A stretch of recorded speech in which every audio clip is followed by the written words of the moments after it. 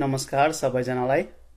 आज मैले शरीरमा धेरै स्वेटिङ हुने, धेरै पसिना आउने र सोही कारणले गर्दा शरीर गनाउने, काखी गनाउने, अलिक गन्ध आउने बारेमा कुरा गर्दैछु।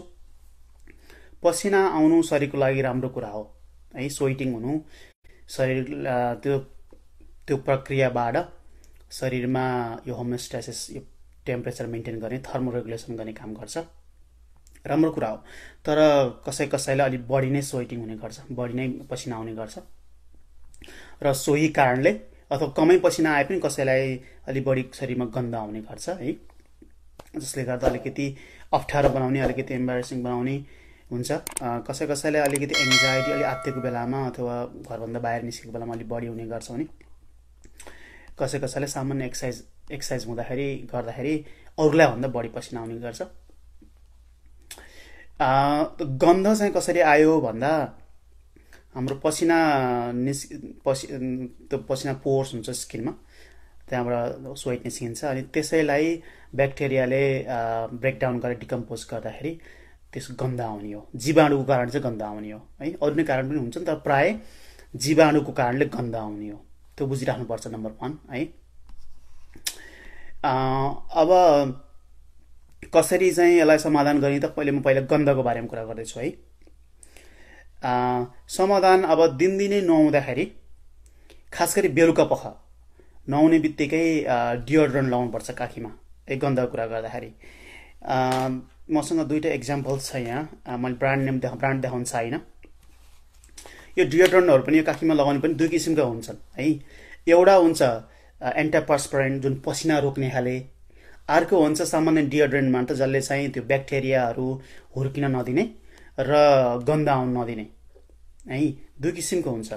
एन्टापर्सपिरेन्टमा चाहिँ पनि डियोड्रेन्टकै भूमिका गर्न सक्छ, तर यो चाहिँ डियोड्रेन्ट मात्र हो है। यो चाहिँ एन्टापर्सपिरेन्ट हो। यहाँ चाहिँ एल्युमिनियम जिर्कोनियम लेखाएको छ होइन। एल्युमिनियम कम्पाउन्ड हुन्छ, एल्युमिनियम सहित मिसिएको। यो चाहिँ एन्टापर्सपिरेन्ट हो, जहिले always if there is aluminium है, एल्युमिनियम। अर्कोमा चाहिँ सामान्य डियोड्रेन्ट मात्रै, जसले जीवाणु हुर्किन दिँदैन। त्यही यस्तो प्रयोग गर्दाखेरि नुहाउने बित्तिकै प्रयोग गरिन्छ, त्यतिखेर नुहाए पनि है, काखीमा र अन्य भागमा जहाँ फोल्ड हुन्छ, जहाँबाट बढी पसिना आउँछ। तर खास गरी इभिनिङमा, बेलुका गऱ्यो भने एन्टापर्सपिरेन्टले अलिकति यसले त्यहाँ काम गर्ने मौका पाउँछ। जस्तै पसिना आइरहेको बेलामा लगाउँदा नि यो एन्टापर्सपिरेन्टले काम गर्दैन के है। पसिनाले पखालेर जान्छ, काम गर्न पाउँ। त्यही भएर इभिनिङमा लगाइदियो भने, नुहाएर भएपछि अलिकति ड्राई गराएर लगाइदियो भने अलिक पोर्सहरूलाई त्यहाँबाट पसिना ननिस्किने बनाउन सक्छ है। सम्पूर्ण कम्प्लिटली ब्लक गर्छ भनेको होइन, केही सहयोग गर्छ। Alright, antiperspirant, deodorant. ओके, मैले ब्रान्ड नाम भन्न चाहिने यहाँ। ओके, त्यति भने अब अरू चाहिँ त्यो बाहेकको काखीहरू तपाईँ पसिना आइरहन्छ भने त्यो ड्राई गर्नु पर्यो। टावलले रिन्ने हो कि पेपर के गर्ने, न्यापकिनले गर्ने हो कि, किनभने त्यहाँ पसिना रहिरह्यो भने अघि मैले भने ब्याक्टेरियाले, जीवाणुले त्यो ब्रेकडाउन गर्दाखेरि अनि गन्ध आउँछ। राइट, तपाईँ एक्सर्साइज गर्नुहुन्छ भने जहिले पनि एक्सर्साइज गरेर आउने बित्तिकै त्यो कपडा धोइहाल्ने, साइडमा राखिहाल्ने, अरूसँग नमिसाउने है। कसैलाई यो खानाको कारणले नै हुन्छ। कुनै खानेकुराले तपाईँले याद गर्नु भएको छ भने, सबैलाई हुँदैन है। जस्तै हामीले केही कुरा खाँदाखेरि पिसाब पनि डिफ्रेन्ट गन्ध आउँछ, तपाईँले याद गर्नु भएको छ कि छैन? त्यसरी नै कोही व्यक्तिलाई कुनै कुरा, स्पेसिफिक कुरा खाँदाखेरि अलिक बढी गन्ध आउने गर्छ। यदि तपाईँले याद गर्नु भएको छ भने त्यस्ता खानेकुराहरू नखानुहोस् है। प्राय चाहिँ अलिकति फ्याटी फुडहरू भन्छौँ, जुन चिल्लो पदार्थहरू भएका खानेकुराहरू, लसुन प्याजहरूको कारणले पनि, अथवा जुनसुकै खानेकुरा खाँदाखेरि तपाईँलाई गन्ध बढी आएको जस्तो महसुस हुन्छ भने त्यो कुरा रोकेर विचार गर्नुहोस् है। किनभने सिप आउट हुँदा स्मेल आउन सक्छ, अचम्म लाग्ला, तर त्यो हुन्छ कसैलाई है। अर्को, यदि तपाईँको काखीमा रौँहरू धेरै छ भने त्यो तपाईँ सेभ गर्नुपर्छ है। एटलिस्ट महिनामा 2 चोटि मिनिमम, जसले गर्दा त्यहाँ यदि रौँहरू धेरै हुँदा पनि पसिनाहरू धेरै हुन्छ, अनि पसिना धेरै भएपछि जीवाणु धेरै हुर्किन्छ, अनि त्यही हो साइकल। राइट, अब सफा कसरी गर्ने भन्ने कुरा आउँछ। सफा गर्ने यसलाई अथवा कम गर्ने कुराहरू, खास गरी गन्धको हाइड्रोजन पेरोक्साइड भन्ने सुन्नुभएको छ होला तपाईँले होइन, फार्मेसी पनि पाइन्छ। त्यो थोरै 1 भाग र 2 भाग पानी मिसाएर अनि यस्तो सिरिन्जमा राखेर स्कोट गरिने हुन्छ होइन। अलि धेरै नै हाइड्रोजन पेरोक्साइड भयो भने चिलाउन थाल्छ है, अलिकति इरिटेट गर्छ।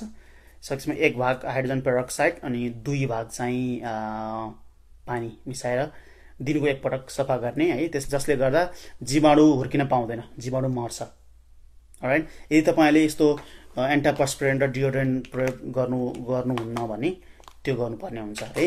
अर्को भनेको एप्पल साइडर भिनेगर, जुन चाहिँ खानामा नि प्रयोग गर्छौँ। मसँग मेरो किचनमा भएको मैले दौडेर लिएर आएँ भर्खरै। एप्पल साइडर भिनेगर लाई पनि प्रयोग गर्न मिल्छ है। यसलाई त केही पानीमा मिसाउनै पर्दैन, यो त कटन हुन्छ नि, चोबेर अनि लगाएर हुन्छ, र नभए यस्तै सिरिन्जमा लिएर अनि सफा गर्ने ओके। त्यसले गर्दा त्यो जीवाणु मार्ने काम गर्छ के है, दिनको एकपल्ट गर्दा राम्रो। राइट, त भिनेगर हो है, एप्पल साइडर भिनेगर, अर्थात् जुन भिनेगर प्रयोग गर्दै हुन्छ त्यो छैन भने यो चाहिँ नियमित खाना हुने खाले भिनेगर हो ओके। अलराइट, अर्को बेकिङ सोडा। बेकिङ सोडा हुन्छ नि जुन खाना पकाउँदा प्रयोग गर्ने सोडा, त्यसलाई र त्यो मात्रै प्रयोग गर्दै हुन्छ, नभए लेमन जुस मिसाएर मसँग कागती पनि छ है, लेमन जुस मिसाएर मिक्स गरेर गर्दा नि हुन्छ। अर्को अल्कोहल, खाने रक्सी भने होइन, जुन चाहिँ अल्कोहल स्वाब किन्न पाइन्छ कि यस्तो है, यस्तो किन्न पाइन्छ, त्यसले सफा गर्ने, वा अब स्पिरिटहरू किन्न पाइन्छ नेपालमा, त्यसले पनि सफा गर्ने। कागती मैले भने कागती मात्रले पनि गर्दा नि हुन्छ, किनकि त्यसले पनि जीवाणु हुर्किन अलिकति बेर लगाउँछ। जीवाणु कम्प्लिटली बन्द त गर्न सकिँदैन, जीवाणुको जुन सङ्ख्या चाहिँ कम गराउँछ है। अनि अन्डर गार्मेन्ट्सहरू, भित्री कपडाहरू सकेसम्म पुरै नै चेन्ज गर्नु, एटलिस्ट भित्री कपडाहरू डेली चेन्ज गर्नुपर्छ है, डेली। र अब धेरै पसिना आउने बारेको म कुरा गर्छु। धेरै पसिनाहरू आउने धेरै कारण हुन्छन् है, धेरै कारण हुन्छ। कसैलाई चाहिँ जसलाई तौल धेरै भएकोलाई पनि हुन्छ, ओबिस भएकालाई पनि है पसिना आउँछ। कोही महिलाहरू 45-50 घटेकाहरू त मेनोपज हुने एउटा फेज हुन्छ, त्यो बेलामा पनि धेरै पसिनाहरू आउने गर्छ। कोही चाहिँ हाइपरथाइरोइडिजम भन्छौँ, जुन थाइरोइड ग्ल्यान्डले बढी हर्मोन उत्पादन गरेको बेलामा है, त्यो बेलामा त त्यो हाइपरथाइरोइडिजम जुन ठुलो केस हुन्छ, त्यो नै उपचार गर्नुपर्ने हुन्छ। त्यो पसिना आउनु त सामान्य कुरा भयो होइन। र अरू नै धेरै कारण हुन्छन् है, र कतिपय कारण थाहै हुँदैन। यो तपाईँहरूलाई एकदमै धेरै नै पसिना, एकदमै यति धेरै कि चर्चर्ती हुन्छ नि, चुरुत्तै पार्ने छ भने तपाईँको यो मेडिकल कारण हुने चान्स कमै छ है। नियमित रूपमा दिनौँ अथवा त्यस्तो चोरचोर्ते एकदमै पसिना हुने, पुरै कपडै भिज्ने र तपाईँलाई टाउको दुख्नेदेखि लिएर कुनै पनि समस्या छैन, अरू हुन्छ नि हजुरको फिजिकल सिम्टम्सहरू केही पनि छैन भने तपाईँलाई त्यो हाइपरहाइड्रोसिस भन्छौँ, त्यो पसिना मात्रै धेरै आउने समस्या हो। त्यो चाहिँ हाम्रो शरीरमा एउटा वायरिङ हुन्छ क्या, नर्भस सिस्टम है, पछाडि घाँटीबाट हुँदै पछाडि आएर भित्र वायरिङ हुन्छ, इनसाइडको यो वायरिङ जस्तो हाम्रो बिजुलीको भित्र वायरिङ हुन्छ, त्यसरी नै वायरिङ हुन्छ। त्यसले सिग्नल पठाएर यो पसिना छुट्ने हो है। त्यो सिस्टममा खराबी भएको कारणले पनि यो हरहर्ती पसिना आउँछ कि, त्यो सिस्टमको खराबी हो। अब के कारणले त्यो खराबी हो भन्ने कुरो चाहिँ अहिलेसम्म पत्ता लगाउन सकेको छैन है। अब त्यस्तो खराबी हुँदाखेरि कुनैको लिमिटेड एरियामा हुन्छ, काखीमा हुने अथवा घाँटीमा हुने, ग्रोइन एरियामा हुने, प्राइभेट एरिया हुने हुन्छ, कसैको चाहिँ शरीरभरि नै हुन्छ है, पाम्समा हुने, अनुहार हुन्छ नि हुन्छ। अब सबैभरि भयो भने साह्रै नै गाह्रो हुन्छ, उपचार गर्ने खासै सर्जरी गर्ने चलन छ, युरोपतिर सुरु भएको छ अरे, तर त्यो पनि अब अप्सन चाहिँ छैन है तत्कालको लागि। यदि लिमिटेड एरियामा हो भने अघि मैले जुन एन्टापर्सपिरेन्ट देखाएको थिएँ, यो सामान्य किन्न पाइने, यो चाहिँ एकदमै हाई डोजको एल्युमिनियम क्लोराइड लेखेको हुन्छ, डक्टरले प्रिस्क्राइब गर्नुपर्छ। एकदमै 6-7% भन्दा बढी 20% पाइन्छ, त्यो चाहिँ डक्टर प्रिस्क्रिप्सन प्रयोग गरेर मात्रै गर्नुपर्छ। त्यस्तो प्रयोग गर्यो भने रोकिने चान्स छ है।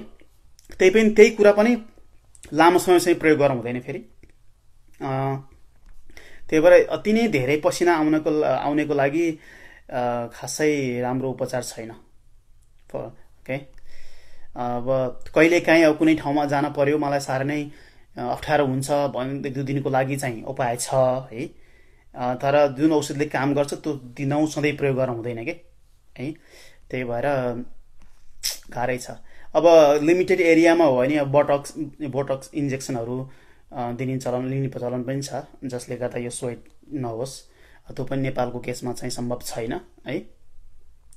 र अघि मैले भने जुन नर्भको कारणले गर्दा पसिना हरहर्दै निस्किने हो, त्यसलाई सर्जरी गरेर चाहिँ फिक्स गर्ने चलन सुरु भएको छ, एकदमै ट्रायलको रूपमा छ युरोपतिर।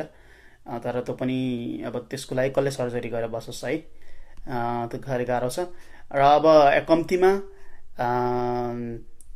के अरे गन्ध चाहिँ नआउने उपाय गर्न सकिन्छ अहिले मैले भनेको कुराहरूमा लिएर, डियोड्रेन्ट, एन्टापर्स्पिरेन्ट युज गरेर है, कागती युज गरेर, भिनेगर युज गरेर। र अर्को बडी वासहरू पनि पाइन्छ, म नाम देखाउन चाहिनँ है। यस्तो बडी वासहरू पनि हुन्छ जसले गर्दा गन्ध चाहिँ हुन त यसले 24 घन्टा 8 घन्टा भनेको छ, 8 घन्टासम्म भनेको छ, 8 घन्टा त कभर गर्दैन, 3-4 घन्टा चाहिँ राम्रै कभर गर्छ है। राम्रो क्वालिटीको बडी वासले पनि आजकल राम्रै काम गर्छ। Okay, that's all. म अर्को प्रडक्ट छुट्टै टपिक लिएर आउँछु। If you can please do share this. Alright, thank you all. gsnepal.com तपाईहरु हेर्दै जानुहोस्, हामी अपडेट गर्दै जानेछौँ। र हेरिसकेपछि मन पर्यो भने सब्स्क्राइब गर्न भएन भन्नुहोला।